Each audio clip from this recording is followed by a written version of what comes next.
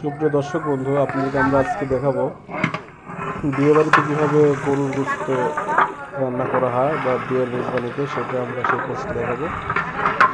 প্রথমে এখানে পেঁয়াজ দেওয়া হয়েছে, তেলে পেঁয়াজ ভাজা হচ্ছে।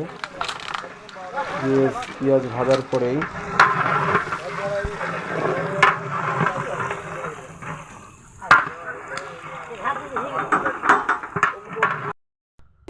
এবং পেঁয়াজ ভাজার পরে সেখানে আমরা বিভিন্ন মশলাগুলো রেডি করা ছিল, সেই মশলাগুলো ঢেলে দিয়েছি। এবং এই মশলাগুলো দেওয়ার পরেই এখন এই মশলাটা একটু ভোনা হওয়ার পরে আমরা এখানে গরুর গোশত দিয়েছি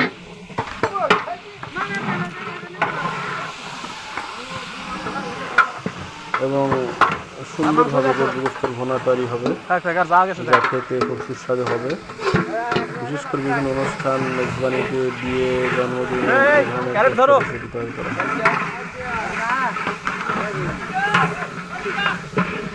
আমাদের যে মশলা পেঁয়াজ ভাজি ভেজার পর যে মশলাগুলো দেওয়া হয়েছে সেগুলো সুন্দর করে ভোনা করে নেওয়া হচ্ছে।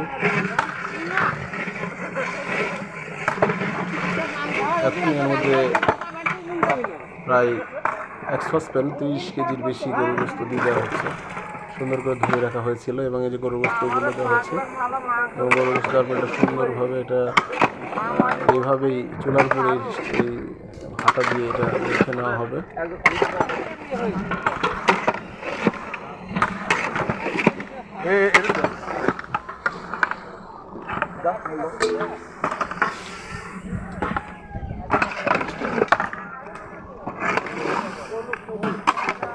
এবং মেখে নেওয়ার পরে যখন আমরা মেখে নিয়ে পর্যাপ্ত পরিমাণে এটা ঢেকে দেবো এবং নির্দিষ্ট সময় পরে আমরা এটা সুন্দর করে নাড়ানো দেবো যেন তলে না ধরে যায়।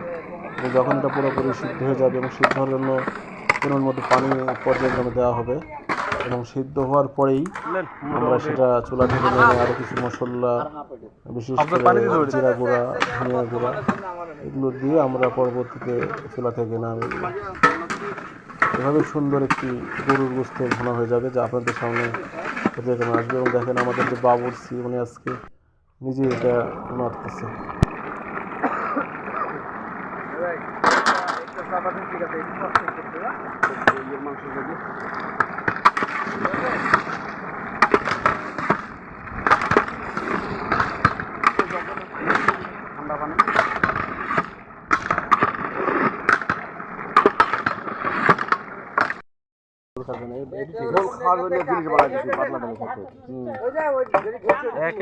এটাই অ্যাকুরেট।